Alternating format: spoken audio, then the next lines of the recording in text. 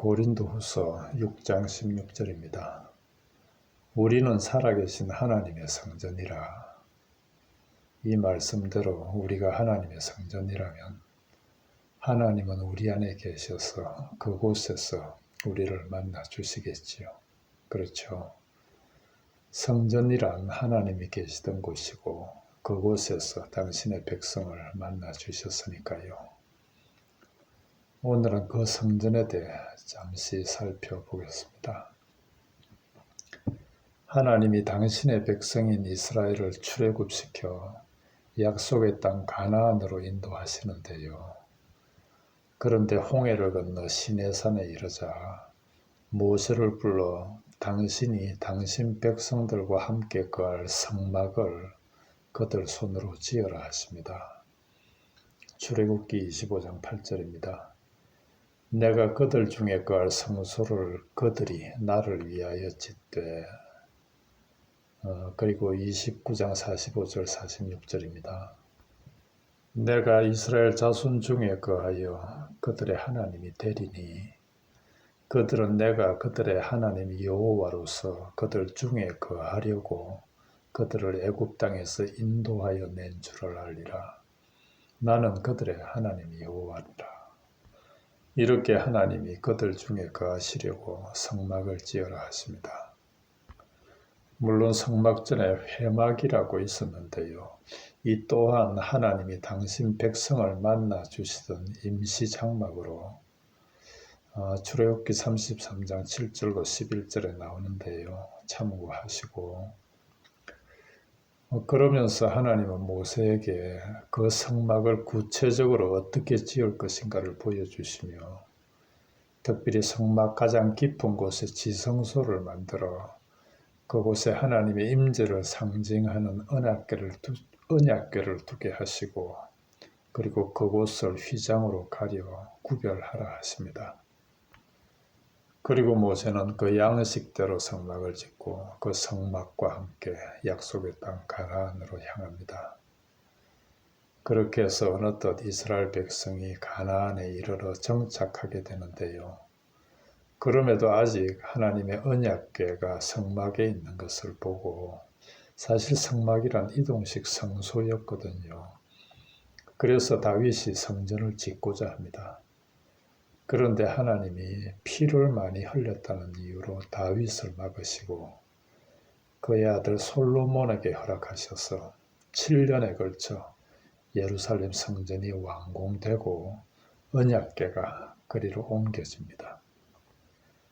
그런데 이 성전이 주전 587년 바벨론에 의해 완전히 약탈되고요. 그 후 고레스 왕의 칙령으로 1차 예루살렘 기환이 이루어지는데 이때 스룹바벨을 중심으로 다시 성전이 지어져 주전 515년에 봉헌되는데요. 이 스룹바벨 성전이 그 후 약 500년 동안 존재합니다. 그리고 그 후 헤롯 1세에 의해 대대적으로 정개축되어 예수님이 계실 때까지 존재했는데요. 이 성전도 주후 70년에 로마에 의해 완전히 파괴되어 사라지고요. 지금은 그 자리에 바위 사원, The Dome of the Rock이라 이름하는 회교 사원이 세워져 있는데요. 이렇게 눈에 보이는 성전 제도의 성전이 사라진 것은 예수님이 마태복음 24장 2절을 통해 돌 하나도 돌 위에 남지 않고 다 무너지리라고 이미 예언하신 거지요. 그래서 더 이상 이런 건물로서의 성전은 존재하지 않을 텐데요. 왜냐하면 예수님을 통해 새로운 성전이 오기 때문입니다. 요한복음 2장 19절로 21절입니다. 너희가 이 성전을 헐라 내가 사흘 동안에 일으키리라. 유대인들이 이르되 이 성전은 46년 동안 지었거늘 네가 3일 동안 일으키겠느냐 하더라. 그러나 예수는 성전된 자기 육체를 가리켜 말씀하신 것이라. 이 말씀은 구약의 성전 제도의 성전과 예수님의 십자가의 죽음과 부활을 통해 올 성전의 연속성을 알려주는 말씀인데요. 그래서 이제는 성전 제도의 성전은 더 이상 필요치 않다는 말씀입니다. 왜냐하면요, 첫째로 그분이 십자가에서 육신이 찢어질 때 하나님의 지성소를 맡고 있던 성전의 휘장이 위에서 아래로 찢어지거든요.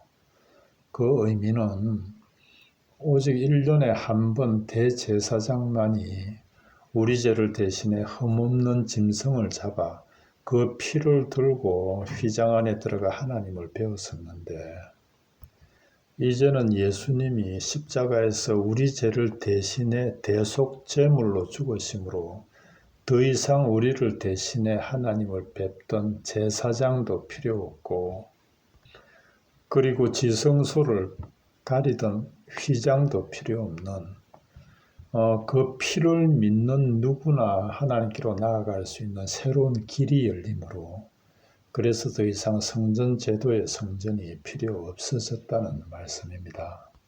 이에 대해 히브리서 10장 19절 20절입니다.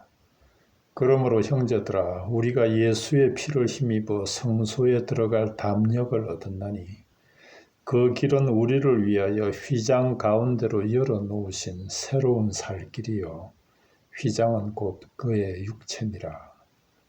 확실하지요. 그리고 또 하나, 눈에 보이는 건물로서의 성전이 필요 없는 이유는요, 그분이 죽고 부활하심으로 우리에게 보내주신 성령을 통해 우리가 하나님이 거하시는 거처, 즉 성전이 되었기 때문이라는 말씀입니다. 요한복음 14장 16, 17절입니다. 17절, 20절입니다. 내가 아버지께 구하겠으니 그가 또 다른 보혜사를 너희에게 주사 영원토록 너희와 함께 있게 하리니 그는 너희와 함께 거하심이요 또 너희 속에 계시겠습니다. 그날에는 내가 아버지 안에 너희가 내 안에 내가 너희 안에 있는 것을 너희가 알리라. 그렇습니다. 하나님은 사도행전 17장 24절의 말씀대로 더 이상 손으로 지은 성전에 계시지 않으시고요, 예수님을 통해 성전이 된 우리 안에 거하십니다. 그래서 사도 베드로도 베드로전서 2장 5절입니다. 너희도 산돌같이 신령한 집으로 세워지고 예수 그리스도로 말미암아 하나님이 기쁘시게 받으실 신령한 제사를 드릴 거룩한 제사장이 될지니라. 이제는 우리가 신령한 하나님의 집 성전이고요, 더 이상 우리 죄를 대신 아뢰줄 제사장이 필요 없는 우리가 제사장이라는 말씀입니다. 그래서 그 바로 뒤 9절에서는 너희는 택하신 백성이요 왕같은 제사장들이요, 확실하지요. 왕같은 제사장들이라고, 우리가 왕같은 제사장이요 거룩한 나라요, 더 확실하지요. 거룩한 나라라고, 우리가 거룩한 하나님의 나라라고. 하나님 계신 곳이 하나님 나라니 우리가 확실한 하나님의 거룩한 나라라 말씀하는 거지요. 한번 잘 들어보세요. 예수님이 직접 우리에게 너희들 죽고 나서 꼭 천국 가라 이렇게 말씀하신 적은 없습니다. 그렇죠?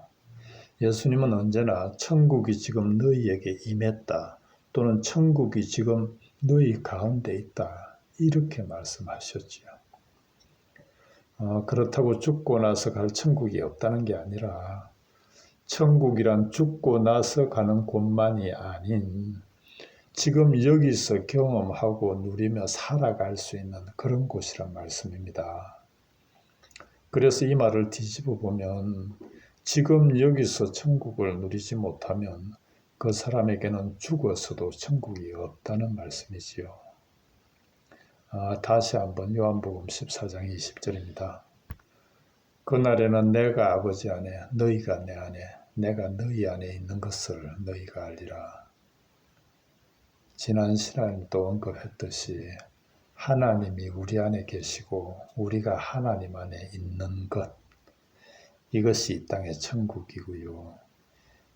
이게 우리가 살아계신 하나님의 성전인 거고요.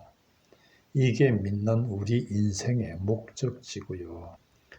그리고 이게 하나님이 우리를 창조하신 목적이라는 말씀입니다. 오늘은 여기까지 하겠습니다.